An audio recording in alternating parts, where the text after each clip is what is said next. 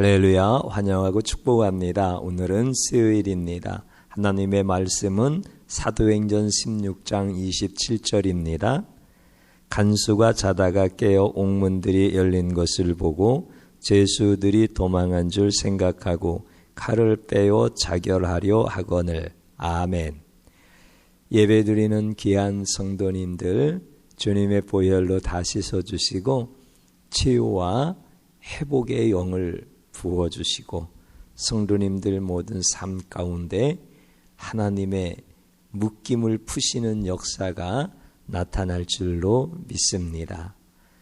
사도 바울과 실라가 이 빌립보 감옥에 갇혔을 때 기도하고 찬송함에 죄수들이 듣더라, 이런 말씀이 앞에 있지요.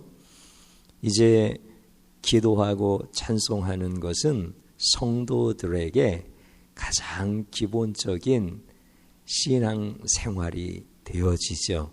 그런데 사랑하는 성도님 여러분, 실제 여러분들이 무슨 일을 만나든지 기도와 찬송이 여러분들 삶을 지탱해주고 있는 영적 생활의 기본으로 여러분들 삶을 이끌어 가고 있나요?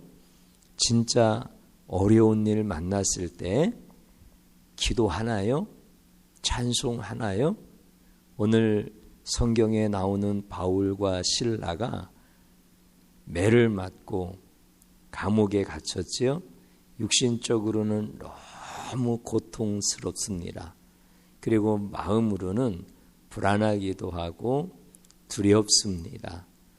또 지하 감옥에 갇혀 있다라고 하는 것은 희망이 없다라고 하는 것입니다.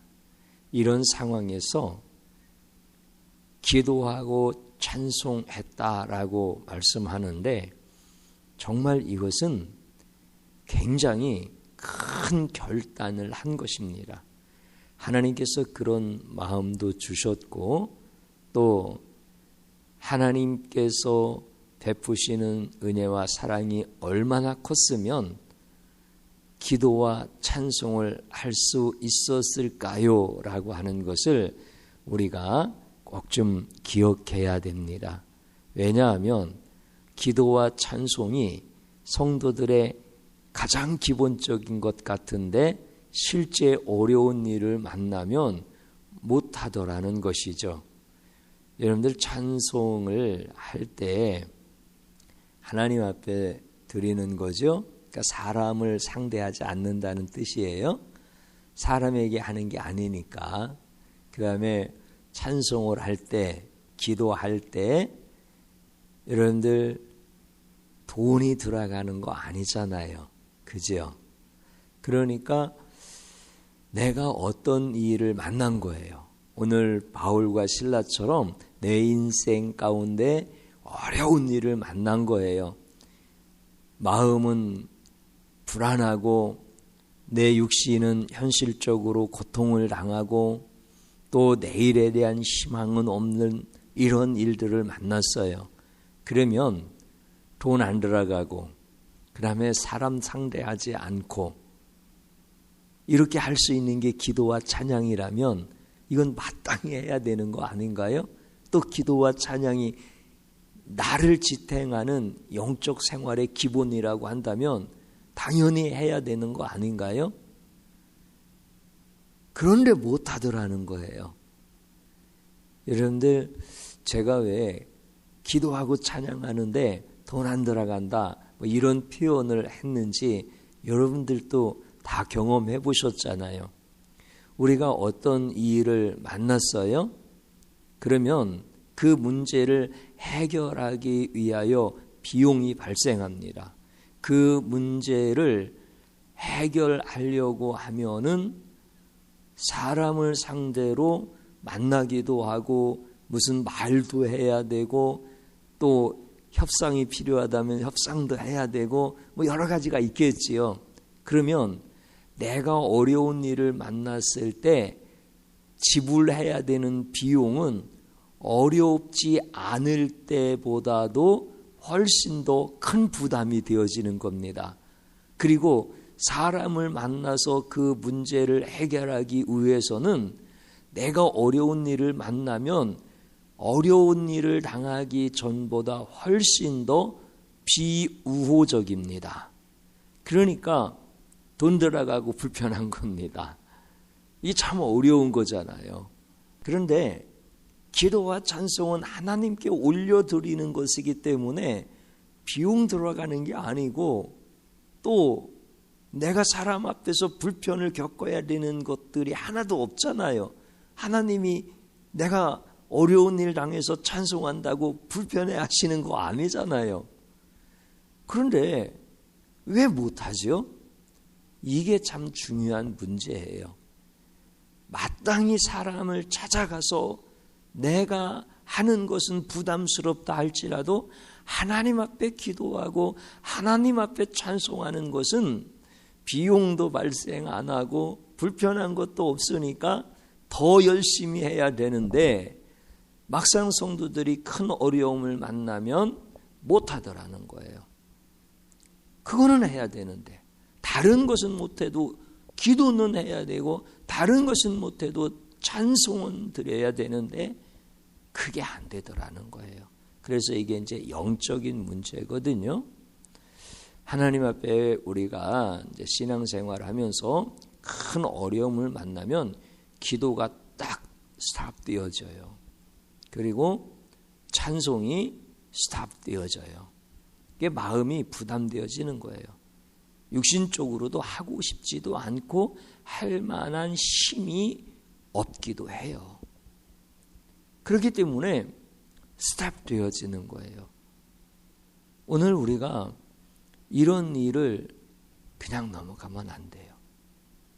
그래서 어려운 일을 당했을 때 찬송한다고 문제가 해결될까? 이런 마음이 쑥 들어오는 거예요. 그리고 오히려 기도하고 찬송하면 더 문제가 꼬일 것 같아요. 이런 마음이 쑥 들어오는 거예요. 찬송하면 뭔가 새로운 문제가 발생되어질 것 같아요. 그러니까 찬송을 못하는 거예요. 하고 싶은 마음이 있어요. 그게 성도의 삶의 기본이라고 하는 것을 알고 있기 때문에 하고 싶어요. 그런데 정서적으로 그것을 못하게 만들어요. 현실적으로 그것을 못할 수 있는 생각에 붙잡히게 만들어요.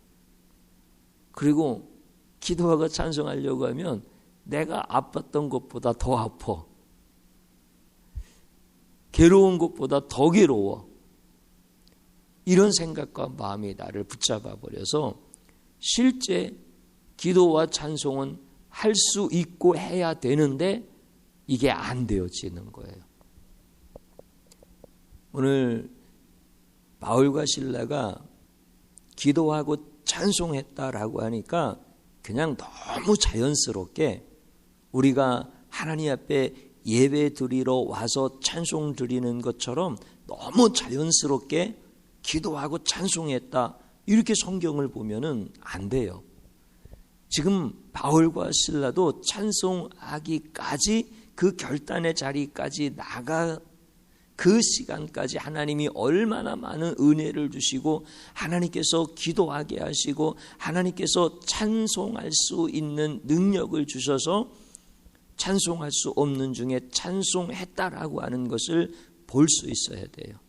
바울의 마음속에는 간수의 생각과 똑같아요. 오늘 읽었던 말씀 가운데 그 빌립보 감옥을 지키고 있었던 간수장이 졸고 있는 거예요.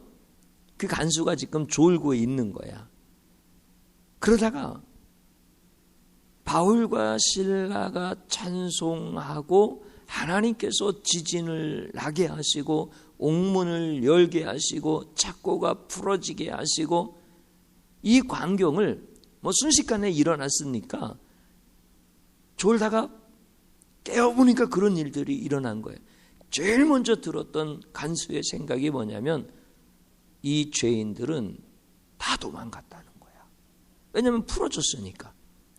이 사람들은 묶어놓고 가두어 놓아도 어떻게 틈만 있으면 도망가려고 하는 사람들이거든요.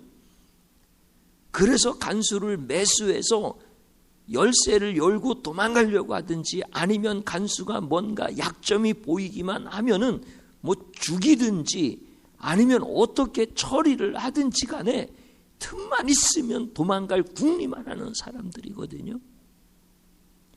그런데 문이 다 열린 거예요. 묶인 것이 다 풀어진 거예요. 그러면 당연히 도망갈 거라고 생각했기 때문에 야 이제 모든 게 끝이다 하고 자결을 하려고 했던 거예요.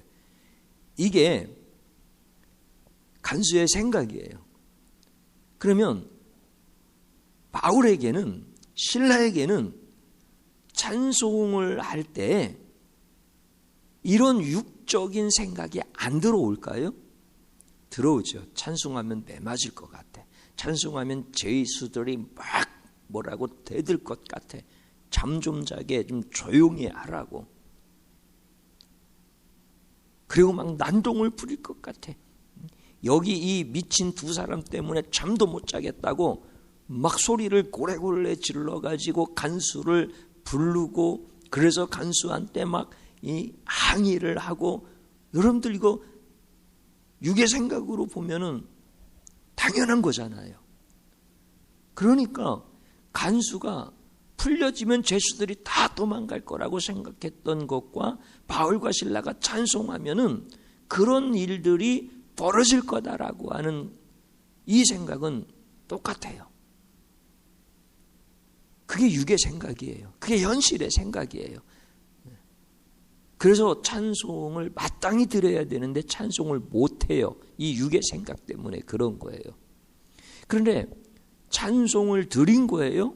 찬송할 수 있도록 기도 드리고 하나님께서 응답 주실 때 즉시 입을 열어서 찬송을 불렀어요. 그랬더니 하나님께서 그들의 육신의 생각대로 결과가 진행되어서 나타나게 하셨나요? 아니면 정반대의 사건들이 일어났나요?